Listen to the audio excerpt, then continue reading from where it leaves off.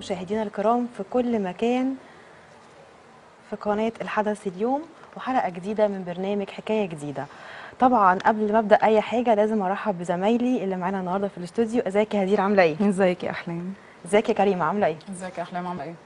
النهارده معانا ضيفه قيمه جدا من مواليد نجع حمادي، وهي موهبه جميله جدا، كاتبه واديبه صاحبه القلم الذهبي والكلمات الراقيه والاحساس الدافي.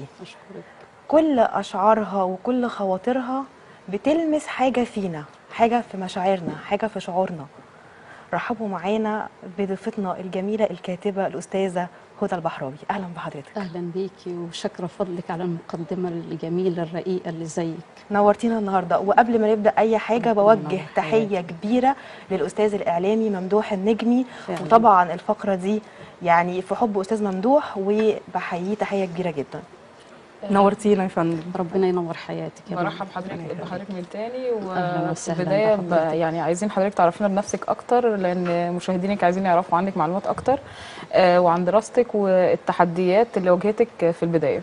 طيب، بسم الله الرحمن الرحيم، والصلاه والسلام على اشرف المرسلين سيدنا محمد وعلى اله وصحبه وسلم. هدى محمد مصطفى، مواليد نجع حمادي، بنت الصعيد، قريه في ابو تشت كوم يعقوب. تخرجت من دار العلوم جامعة القاهرة، دراسات إسلامية ولغة عربية. دي رقم واحد. رقم اتنين، التحديات اللي واجهتني هي تحديات مع نفسي. حاولت أقهر نقطة جواي، يعني إن أنا أواجه، إن أنا أطلع اللي معايا في دماغي في قلبي. ده كان التحدي الأكبر، وكتير ليهم الفضل حواليا، وأولهم كمان الأستاذ خلف النجمي، هو اللي أصر إن أنا أعمل فيديوهات. وتعاقب بقى كتير من زمايلي، أستاذ محسن، أستاذ أسامة، كتير بصراحة، يعني أشكرهم جدا. هواية حضرتك بدأت إمتى وإزاي اكتشفتيها؟ هي بدأت من أول ما دخلت دار العلوم، وأنا بدرس على يد الفطاحل اللي في الجمهورية، أسمعهم كده وهم بيقولوا الشعر وبيقولوا الأدب. أستاذ عبد الله شحات عليه رحمة الله، وهو بيقول الدراسات الإسلامية اللي دخل فينا الإيمان. بقيت أقول إيه، طب أنا عايزة أكتب، عايزة أقول، وابتديت كده حاجات كيجي يعني. أما خلصت وكان قدامي وقت كده ابتديت أكتب. ابتديتي المرحلة. طب خليني ارجع للتحديات. حضرتك قلتي في السؤال بتاع التحديات ان حضرتك كان في تحديات بينك وبين نفسك. عايزاكي برضه تكلمينا عن التحديات اللي بتواجه المرأة في الصعيد بشكل عام في العمل. جميل. حاليا التحديات تكاد تكون قليلة جدا. ليه بقى؟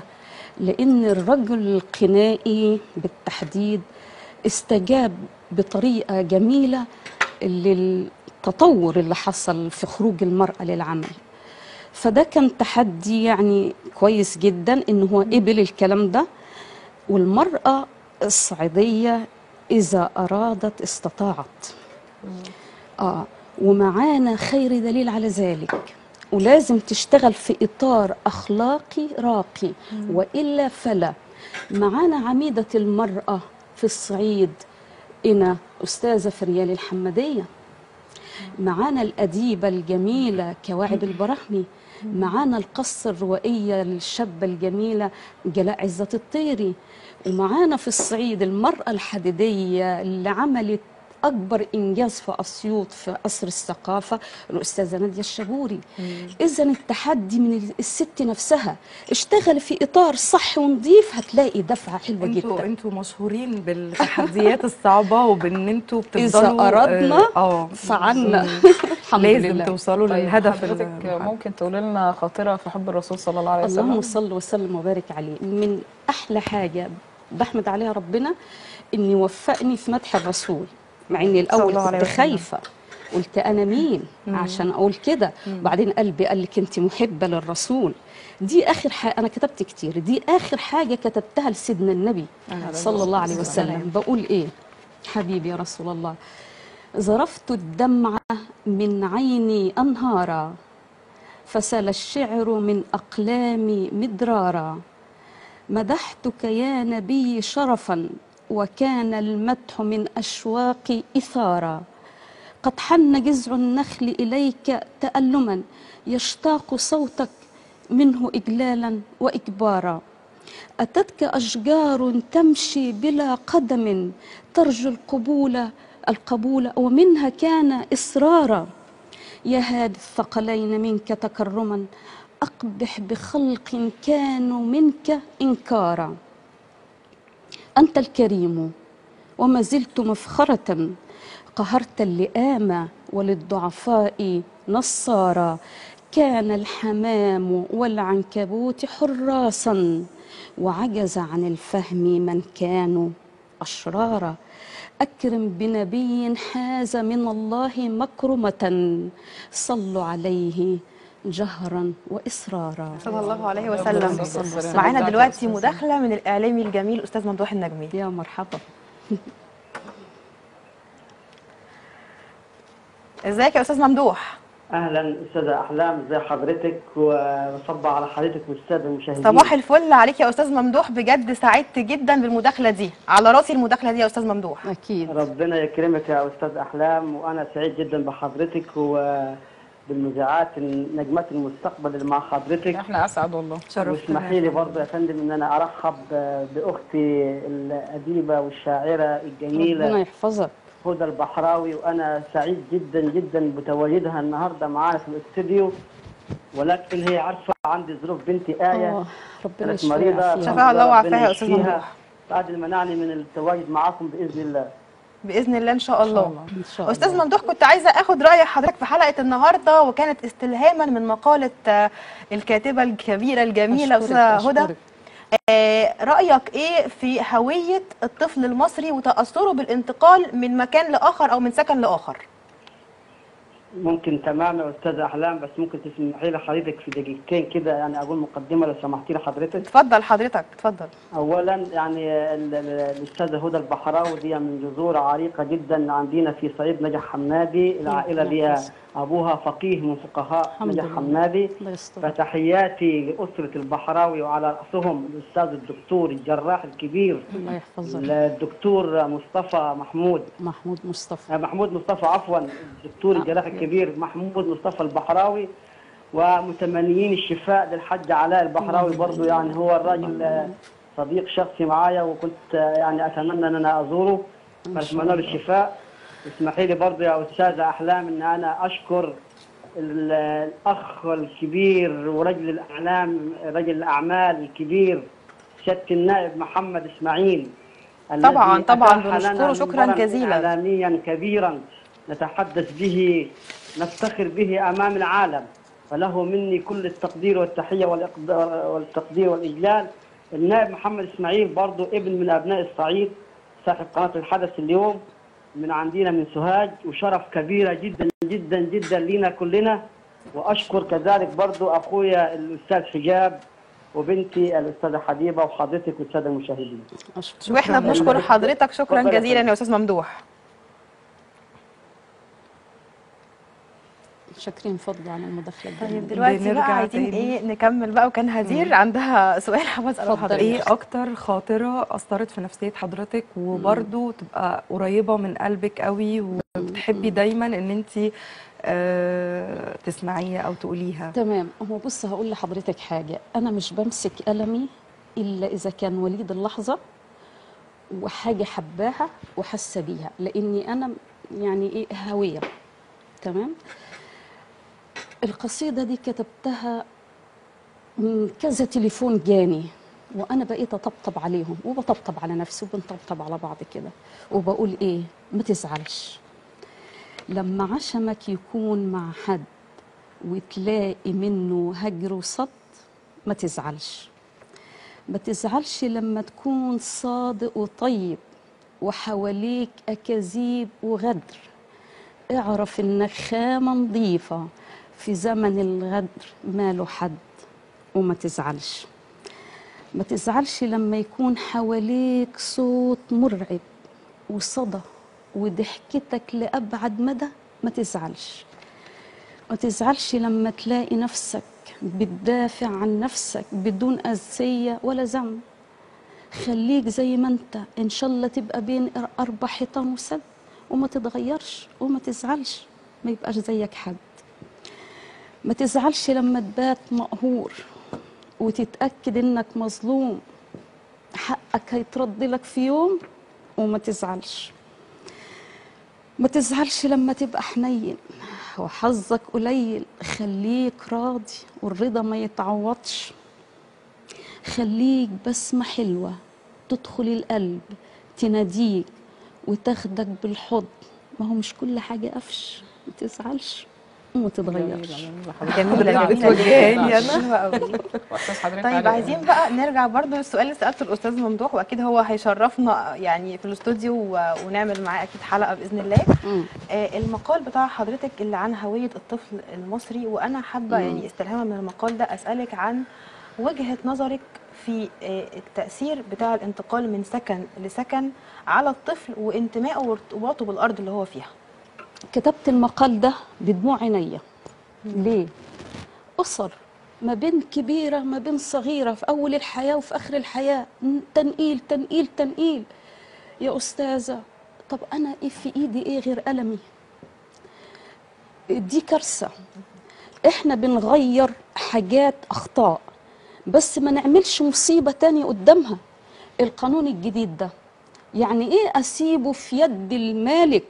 ده المالك ده بقى خلاص جبار تمساح، ما انا تعبت ما انا ببدأ. لا مش كده، يتحط قانون يلزم المالك يكون على الاقل 5 سنين.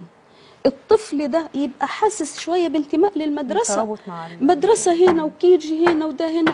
العيال محطمه نفسيا، الناس الكبيره تعبت. انا اعرف ستات يعني لسه شباب ما بيفرشوش النيش ولا بيحطوا الستاير.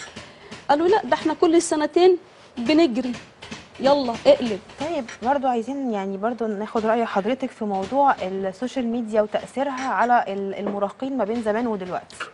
ده في منتهى الخطورة والله. الأسرة إن لم تنتبه لهذا فهي في بيتها قنبلة موقوتة.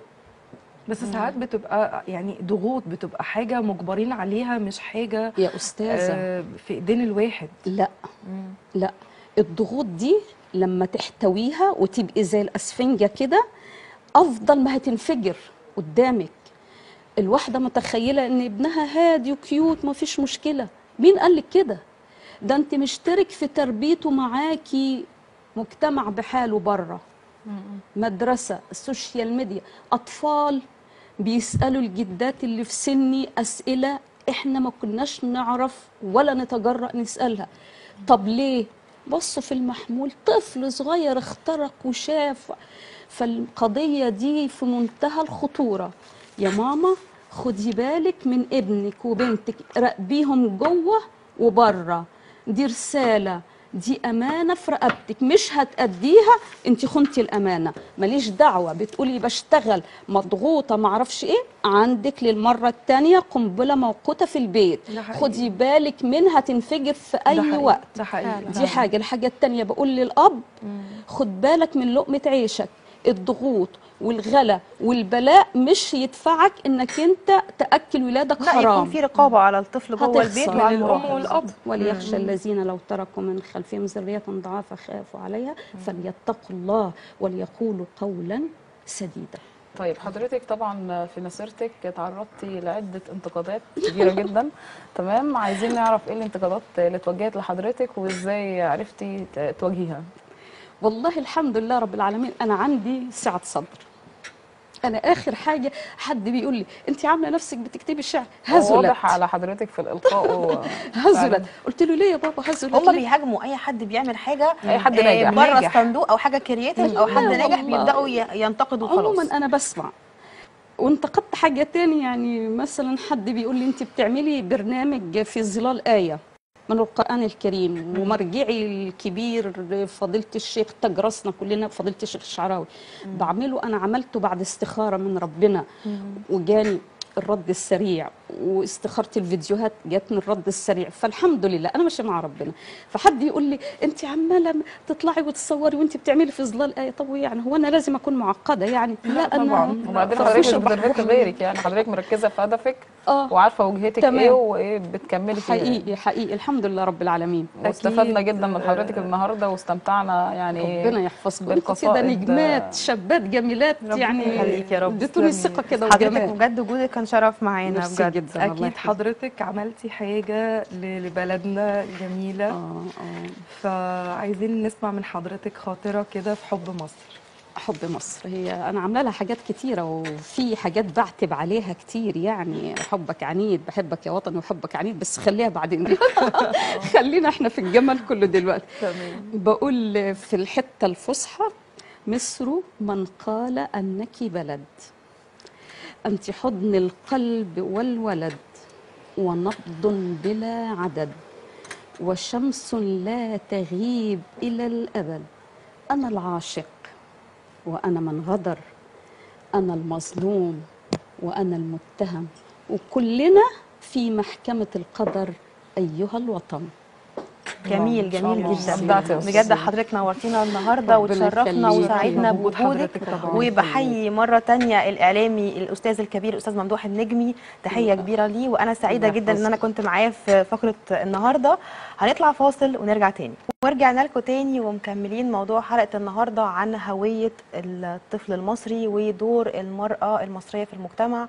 واستئنافا للحلقه السابقه معانا الضيف المميز الاستاذ مدرب التنميه البشريه واخصائي العلاقات الاسريه الاستاذ احمد اسامه. اهلا وسهلا بحضرتك. اهلا بحضرتك. اهلا بحضرتك. منورنا النهارده. بنورك والله يا استاذه احلام. حابه ان انا اسال حضرتك عن رايك في تصرفات الطفل المعاصر والمراهق برضو المعاصر الفتره دي. طبعا في فجوه كبيره بين الاجيال زمان وبين الاجيال دلوقتي، يعني تحس ان في نوع مختلف ظهر من المراهقين والاطفال. يا ترى من وجهه نظر حضرتك ايه السبب في الاختلاف ده؟ ويا ترى زمان كان بيتربوا ازاي ودلوقتي بيتربوا ازاي؟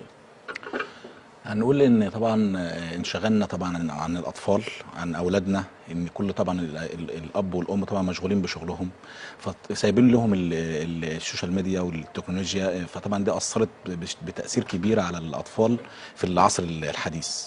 في زمان ما كانش فيه تأثير زي دلوقتي، مع ان المفروض احنا نعلمهم ان يعني دي ميزه وضرر. الميزه ان احنا يعني الحاجات دي احنا ممكن نعلمهم، يعني يتعلموا على التكنولوجيا. يعني انا ممكن مثلا يبقى ابني اعلمه على حاجه على الموبايل واسيبه لمده وقت معين يتعلم عليها، واكون متابعه. الاشراف ان انا اعلمه ازاي يتعامل مع التكنولوجيا ويتعامل ازاي مع السوشيال ميديا. لكن احنا دلوقتي في توجيه. انما دلوقتي انهم احنا بنسيبهم، وهم طبعا الطفل بحد ذاته بيحب يتطلع، فممكن يتطلع في حاجه غلط.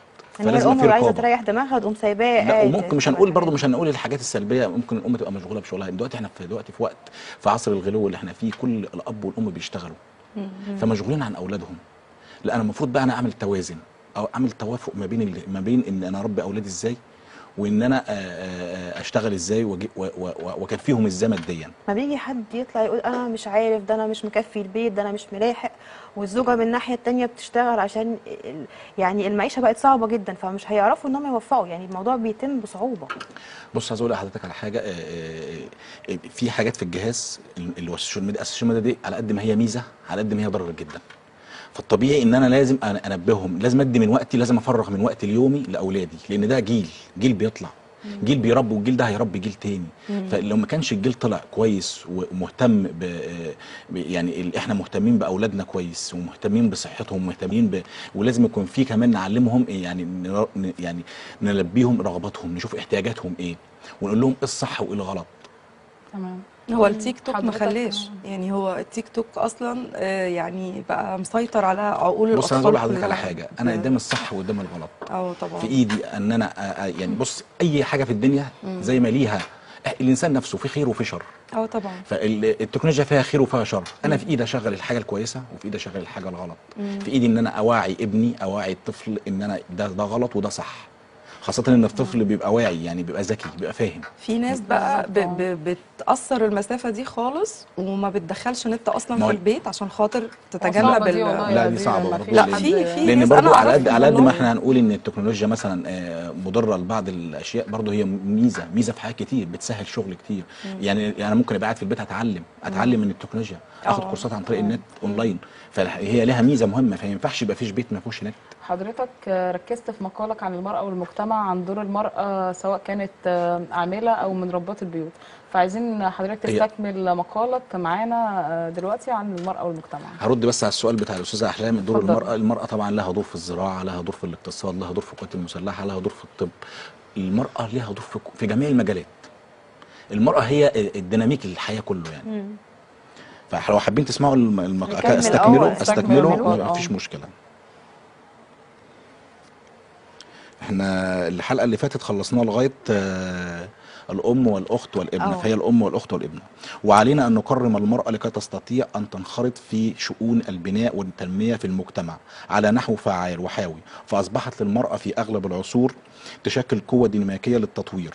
ومن بدايه العقد العالمي للمراه حتى مؤتمر بكين عام 1996 وازداد الاهتمام بقضيه تمكين المراه بصفه عامه، واتاح الفرص للمراه في جميع مختلف المجالات، في الثقافه والسياسه والاقتصاد والزراعه والعديد من المنظمات والهيئات، واعطاها الحق الكامل في كافه الميادين. وعلى سبيل المثال دور المراه في سوق العمل، تشجيع المراه في سوق العمل من باب مكافحه الفقر ورفع مستوى المعيشه للاسره، واذا كانت هي المعيل الاساسي للاسره. في امهات ساعات بيبقى هي المعيل الاساسي، الاب توفى فهي اللي بتصرف عليهم غصب عنها. دور المرأة في التربية، دورها في تربية الأطفال لأنها هي المصدر الرعاية والحنان في الأسرة. وقد أثبتت الدراسات والأبحاث العلمية على علم النفس التربوي بأن الطفل بحاجة إلى الرعاية والاهتمام. مفيش حاجة اسمها الأم مشغولة عن الشغل، لازم الأم تهتم بطفلها لأن هو هيطلع يربي أجيال زي، يعني هي أجيال بتسلم أجيال. دور المرأة في المجال السياسي، وفي المجال السياسي وعلى المستوى العالمي والمحلي المرأة ترشحت للمناصب بالتساوي مع الراجل. يعني مفيش حاجة دلوقتي اسمها راجل وست، في مهندس في مهندسه، في دكتوره في دكتور. وحسب الاحصائيات وفقا للدراسات فان المراه تمثل 43% من قوه الزراعه في الدول الناميه. وحسب الاحصائيات العالميه نسبه المراه العامله في مجال الزراعه ما يقارب الى 50% في قاره افريقيا بس. يعني حتى شركه في الزراعه اللي هو اساسا المسؤول عنها الراجل. ودور المرأة في القوات المسلحة، تساهم المرأة في القوات المسلحة في عدة مجالات كالإدارة والأماكن المراقبة والصحة والهندسة وغيرها في المجالات. ودور المرأة في الطب، نرى أن المرأة تنافس الرجل في هذا المجال الطب مثل طب الأطفال أو الطب النفسي. وأثبتت الإحصائيات في عام 2017 عدد طبيبات الإناث يفوق عدد طبيبات يعني أطباء الإناث أكثر من عدد تفوقت عليه كمان. طبعا. وشاركت المرأة في الرياضة في بداية الإسلام، وشاركت المرأة في الألعاب الهوائية زي مثلا مثل السباحة والطيارة، زي مثلا المرأة المسلمة وفازت المرأة 14 مسلمة في ميداليات، منها ابتهاج محمد أول مسلمة محجبة شاركت في الألعاب الأولمبية اللي هي من دولة الإمارات. الجميل ان حضرتك مقدم نماذج فعلا ناجحه. هو أصلا المقال طويل فأنا مش ده عايز رد قوي ان الست ما انا يتقالش ان هي عايزه مكانها حضرتك في برضو المطبخ بس. اختصارا تدينا برضو يعني المقال ببوينتس كده مختصره. اللي عايز أقول إن المرأة الراجل من غير المرأة هتبقى حياته سودة للآخر. مش عشان انتوا، والله بجد ده حقيقة. المرأة هي بتدي فاكهة للحياة. لا ده اعتراف وبتفيد ده. وبتفيد لا اعتراف. ده اعتراف لا بتدي فاكهة للحياة، بتدي لا وبتفيد المجتمع لان في يعني كتير من الرجال يعني مكنسلين ومهمشين المرأة خالص زي ما قلنا قبل كده. فهي فعلا وهي اثبتت كده وجودها في المجتمع الفطرة لا دلوقتي. تستقيم الا بالاثنين، ما لا ينفعش حد دون وفي الاخر يعني. رجاله اصلا يعني ما بتعترفش بالاعتراف اللي لا حضرتك مش بتقوله عايزين، ده. بس مش عايزين العنصريه لان بص في رجاله كويسه وبتحترم انا بقول لك زوجاتها. في لا، يعني البعض مش وفي البعض رجاله مش كله. بتقدر المراه كويس. هي الست محتاجه غير ايه، غير ان هي ان الراجل يحتويها ويقف جنبها ويكون سند ويدعمها كمان في شغلها ويعني بيكون داعم ناجح ليها. لكن في رجاله فعلا مش كده، بتبقى أيوة. عايزه الست للمطبخ بس. لا لكن الست هي كل الحياه بصراحه يعني. انا قلت في الحلقه اللي فاتت ان المراه هي عمود البيت مش. طيب في ظل الامكانيات والتطورات الكتير اللي بنشوفها، حضرتك بتوجه نصيحه للشباب المعاصر ازاي يواجه بص كل ده؟ الشباب اللي من دول عايز يطلع يلاقي كل حاجه وردي. لا وحتى القران الكريم قال لك ولقد خلقنا الانسان في كبد. وفي آية برضو بتقول لك فإن مع العسر يسر، يعني عشان تبقى إنسان ناجح وعشان تتعب لازم عشان تعيش مبسوط لازم تتعب. فأولا إنه ما يبصش نص الكوباية الفاضية، لازم أن يتعب ويشقى ويكون عنده المثابرة ويؤمن بنفسه، لازم يعرف إن هو يكون واثق في نفسه ويشتغل ويطور من نفسه. ولأن دلوقتي فيها التكنولوجيا دلوقتي بقت تسهل علينا حاجات كتير غير زمان، يعني زمان يختلف عن دلوقتي. فهو الشباب اليومين دول تسهل له حاجات كتير، لكن ما يجيش بقى يبقى عنده احباط ويقول لك لا انا مش، لا يعني هو الحياه بقت مسهله له حاجات كتير. فانا بنصح الشباب ان هو دايما يكون عنده صبر ويجتهد ويصبر ويشتغل ما يبصش طبعا نص كوبايه الفارغ زي ما قلت لحضرتك، ان هو يكون انسان عنده ايمان بنفسه. يبتعد عن جو المقارنات، يركز في هدفه. لا هو المقارنات دي لو هو عنده ثقه في نفسه مش هيبص للكلام ده، هي ثقته بنفسه هو اللي هتخليه ينجح ويصدق نفسه. لو صدق اي انسان مننا لو صدق نفسه هينجح، صح، ويكون مؤمن بالشيء اللي بيعمله. ايوه صح. ودايما الحياه بتبقى خطوه خطوه. والاسره برضه بتاثر على النقطه دي قوي يعني. طيب عشان الوقت ما ياخدناش، عايزين برضو نكمل لان موهبتك في الالقاء كانت رائعه، فاحنا حابين برضو يعني في ختام الفقره كده تلقي علينا حاجه نسمعها. انا عندي ايمان ان كلامهم صح ومظبوط، واني وانا بعيد عنك ميت، واني وانا في قربك مظبوط، بيني وبينك مسافات ابعد من اي اتنين، كل اختياراتي اللي بدونك افضل بكتير. لكن من امتى الحب بيبقى عليك؟ من امتى بياخد من الفايض يدي المحتاج؟ من بين 4 مليار واحدة اخترتك، حبيتك وكمان قدرتك، والكلمة اللي بتخرج منك أجمل من أي كلام مسموع. أشبع لو شفتك يوم صدفة، وإن غبت ليالي بموت من الجوع.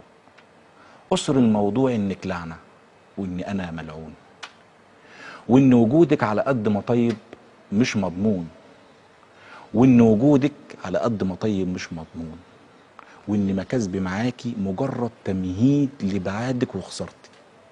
لحظة ما الناس أمنت بيا انت كفرتي. على ايه بلاقيكي انت جمعاهم، اشتري فيكي يوماتي وبيعهم، وافرد لك قلبي تعدى عليه. حلو قوي. احسنت وابدعت بجد. عايزين نكمل مع حضرتك ونقول ان مشكله العصر ده ومشكله كل عصر ان في فجوه ما بين الاجيال، فطبعا ده بيخلي في صعوبه في تعامل الاب مع ابنه. فعايزين حضرتك توجه نصيحه للاب بكيفيه التعامل مع ابنه بحيث ان هو يكون صديق ليه ويحبه، مش ما يخافش منه يعني. رسالتي لكل اب او كل اب لسه متزوج ومخلف يعني عامة ان هو لازم يراعي ان في الاطفال اللي طالعه في حاجات كتير متاحه ليهم غير زمان خالص. معنى صح الشر حواليهم، الشر في موبايلك، الشر في الصحبه، في البيئه، في الكلام ده. فهو لازم يكون ان هو يعني يكون منتبه جدا لتربيه ابنه، ويزرع فيه جواه المبادئ والقيم الاخلاقيه، ويزرع فيه الدين، يزرع فيه اخلاق سيدنا النبي صلى الله عليه وسلم، ويقول له ان ده عيب وده حرام، ويكون متابعه. ومفيش حاجه اسمها مشغول، اصل شغل، اصل. والام كمان لها دور ان هي برضه تعلمه يعني ايه ضمير، ويعني ايه قيم، ويعني ايه اخلاق، وبرضه بس الجيل ده صعب، يعني الجيل ده دلوقتي التعامل معاه يعني بقى فيه بقى فيه هم بيتعرضوا لحاجات كتير بره، فانا كأم او كأب بيبقى فيه صعوبه غير زمان، ما بقاش فيه بص انا عايز اقول لك على حاجه. الطفل لما بيتولد لو بدايه ما ابتديت كده، ما هو ابتدى يتكلم كده، ربيته صح، مش هيحصل مشاكل. احنا اللي بنشوفه دلوقتي على السوشيال ميديا انا بربي صح، انا مش لا ما انا ما اجيش انسى ابني، ما لازم اكون رقيب عليه. يعني هو بيبقى عنده فضول انه يعرف ده او ده. زي حاجه الابا دي حاجه ثانيه، ان الابن دلوقتي هو اللي بيأثر على الاب. بنشوفهم هما الاثنين طالعين في فيديو تيك توك، المفروض الاب هو اللي يوجه ويمنعه من حاجه زي دي. لا هو بيساعده. انا ممكن اطلع لا بس هو ممكن يعمل تيك توك هادف، يعني محتوى هادف. ممكن انا بتكلم على بيتكلم مثلا عن حاجه تخص تهدف لشيء سليم، شيء كويس. هقول لك حاجه، لو الاب فعلا بيعمل المحتوى ده بالطريقه اللي فيها اسفاف، يبقى هو الشخصيه اصلا نفسها غير سويه. هو البيت كله يبقى بايظ بالظبط كده. فهو الاب السليم هيربي ابنه تربيه سليمه، الام السليمه هتربي ابنها، خلاف طبعا الناس الغير سليمه غير سويه. فدي احنا هما بيفتكروا لما انا انزل لعقليه ابني فانا اشاركه كل حاجه، فخلاص بقى ادوس على القيم والمبادئ فانا كده صح. لا، القيم والمبادئ دي اهم حاجه في حياه الانسان، لا خاصه تتجزأ. الطفل اللي لسه طالع. الام لها دور اساسي اكتر من الاب، لان مش طبعاً. كل الامهات طبعا بتطلع تشتغل. في ام ممكن تبقى قاعده في البيت، هي واجبها ان هي تربي ابنها كويس وحتى جدا لو هي امراه وتاخد عامله بالها. ده الف ب انا تربية اعرف الأبناء ام بتودي بنتها في جامعه، بتوديها الجامعه وتجيبها الجامعه. طب ليه بتعملي كده؟ ان زمايلها، ما اعرفش واحده زميله ليها او انا كنت دي- كده. وانا طيب. برضو والدتي كده. فدي انا طبعا احترمها. يعني في بنت ممكن تتضايق تقول لك ايه، هو انا مش صغيره يا طبعا ماما؟ فقرتنا يعني خلصت بسرعه، واحنا سعدنا جدا أنا سعيد بوجود جداً حضرتك معانا بيكم للمره طبعاً، الثانيه، شرفتنا، وان شاء الشرف الله ليا أنا. هيكون في لقاءات تانية. شاء هنطلع الله. فاصل ونرجع تاني. ورجعنا لكم تاني ومكملين حلقتنا النهارده، ومعانا الفقره دي هنتكلم عن مستجدات سوق العقارات، ومعانا ضيف مميز جدا وهو الاستاذ مصطفى زهران، رئيس مجلس اداره شركه ZDC للتطوير العقاري. برحب بحضرتك. اهلا بيك. اهلا بيك. منورنا النهاردة. أهلاً بيك يا أستاذ مصطفى. اهلا بيك. حابه حضرتك تعرفنا بشغلك وتعرف الجمهور بنفسك، وتقول لنا ايه المشاريع اللي حضرتك شغال عليها دلوقتي. انا مصطفى زهران، عندي 36 سنه، صاحب شركه ZTC التطوير العقاري. وZTC اختصار كلمه زهران تطوير الابداع. تمام. شغالين في مشاريع اكتر من مشروع، مدينه اكبر من مشروع كبير ان شاء الله شغالين عليه اليومين الجايين. عندنا اهدافي حبه حاجات كده، شويه مستجدات في سوق العقارات، يعني ان انا هبقى ان شاء الله من اكبر المطورين يعني بإذن الله في إن الشرق شاء الله. الاوسط ان شاء الله. و دي قصتي يعني. ما شاء الله رغم صغر سنك يعني ما بنحسدش. هي طب الشركه إيه؟ توصيه بسيطه عامه، اه او في اكتر من شريك معايا فيها. وعندنا المعدات بتاعتنا هي مسؤوله عن توريدات عموميه وتسويق عقاري. يعني كذا مجال في كذا في مجال مجال فيها، واحد يعني. طب ايه افضل الاماكن اللي بترشحها للمستثمرين ان هم يتجهوا اليها؟ عندك العاصمه الاداريه طبعا نمره واحد، دي هتبقى المستقبل. عندك نمره اتنين حدائق اكتوبر، زايد الجديده، الحزام الاخضر، اسفنكس. الحزام الاخضر طبعا هي مدينه ماسكه طريق اسكندريه الصحراوي، اللي ما كبيرة يعرفهاش فعلاً. كبيره جدا. هي طبعا جهاز مدينه حدائق اكتوبر، جهاز اكتوبر 6 اكتوبر. وعندك اسفنكس دي قصادها الناحيه الثانيه، ماسكه طريق اسكندريه الصحراوي. هما الاثنين نفس المدينه وقريبين جدا لكل الطرق. تمام. عايزين نعرف من حضرتك اكتر الاماكن امان بترشحها للمستثمرين بتكون يعني فيها امان عالي وجوده عاليه للمعيشه. كل الاماكن في مصر امانه يعني بصراحه وزاره الداخليه عامله شغل عالي جدا. بس اكتر اماكن يعني ممكن تكون ناس فيها جوده عاليه بالنسبه للمستثمرين بتبقى المدن الجديده يعني. عندك المدن الجديده كلها، يعني عندك اكتوبر الجديده، حدائق اكتوبر، زايد الجديده. فعندك ممكن المستثمر النهارده عايز ايه عشان يكسب؟ عايز فلوس، هيدفع فلوس ياخد فلوس، مش عايز اكتر من كده. النهارده المستثمر بيحط جنيه عايز قصاده 3 4 جنيه، مش عايز ياخد قصاده جنيه. فهو النهارده لو ما حطش فلوسه في مكان يعرف يكسب فيها مش هيروح.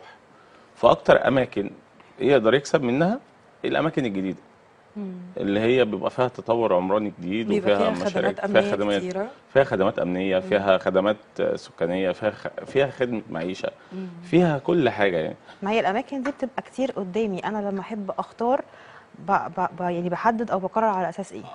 بتحددي على السوق المتوسط البيع والشراء اللي شغال، او الاسعار اللي ماشيه ازاي المناسبه.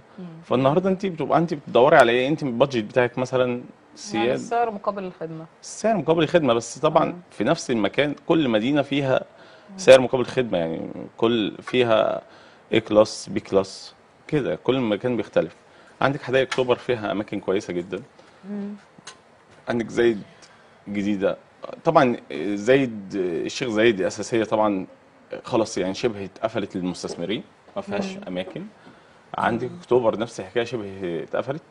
عندك اكتوبر جديده فيها مشروع المينا الجافه والقطر السريع، فطبعا ده بيبقى كويس جدا للمستثمرين اللي هم عندهم مصانع وعندهم شركات، يقدروا يحطوا في المينا الجافه، ياخدوا مخازن او ياخدوا مصانع يبتدوا يشتغلوا عليها يعني عشان موضوع القطر السريع كمان هيوفر كتير جدا علينا كلنا ان شاء الله.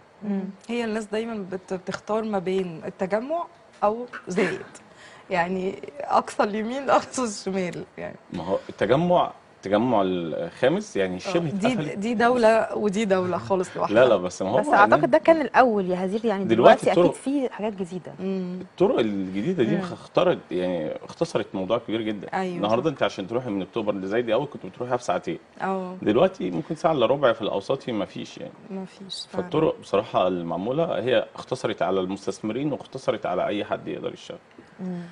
طيب حضرتك كلمتنا ان في الاسكان الاجتماعي عدد وحدات سكنيه هتطرح يوم 27 اكتوبر، وفي كمان يوم 7 نوفمبر.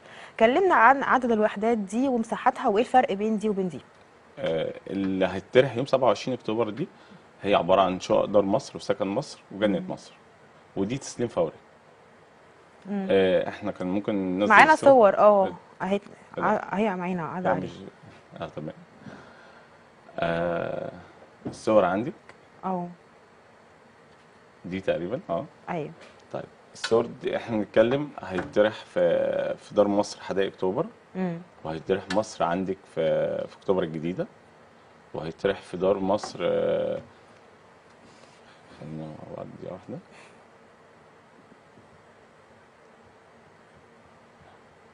عندنا اكتر من مدينه يعني، بس اختلاف بين دار مصر وسكن مصر وجنه مصر.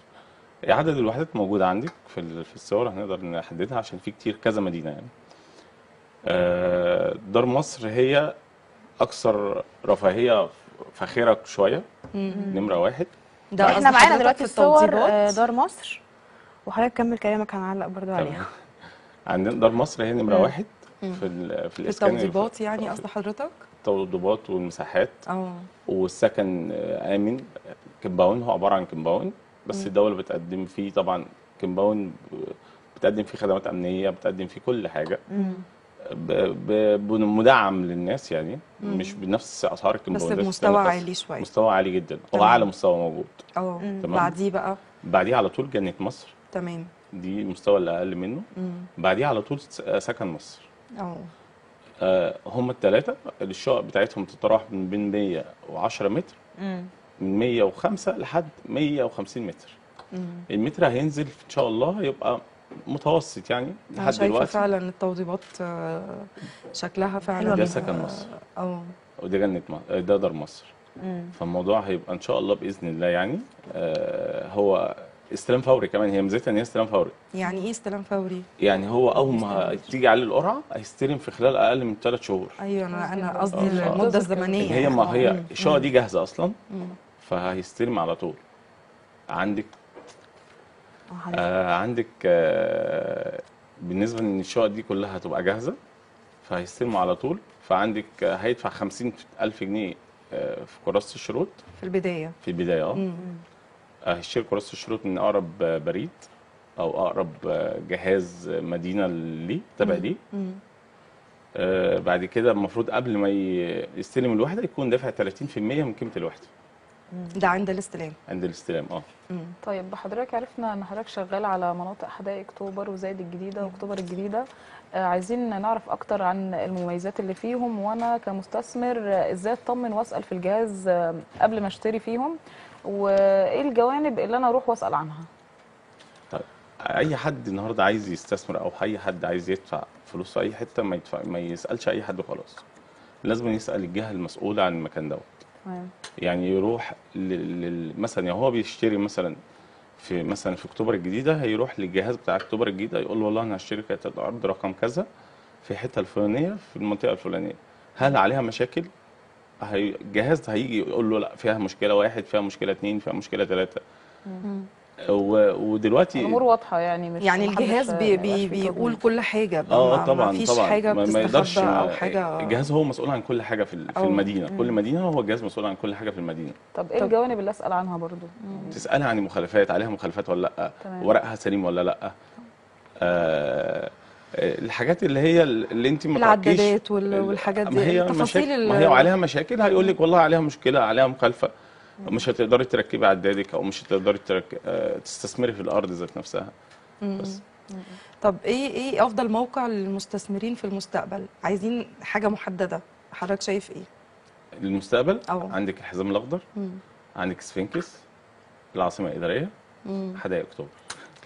طيب في اخر اللقاء حضرتك بتنصح المستثمرين بايه، وايه خطتك القادمه ان شاء الله باذن الله؟ الكلام ان شاء الله ان احنا عندنا مشاريع كبيره مش اتعاقدنا عليها، وان شاء الله هننفذها خلال الفتره الجايه، تبقى مشاريع كبيره فيها اسكان وفيها شقق هنطرحها للناس كتيره يعني، وان شاء الله ربنا يكرم يعني هتبقى حاجه كويسه للناس كلها وتفيد كل الناس باذن الله. يا ريت تبقى بس يعني مهتمين اكتر بالشباب. هو الشباب هي اساس الموضوع، ما احنا كلنا شباب موجودين، فطبيعي اكيد انا قصدي في متناول الشباب.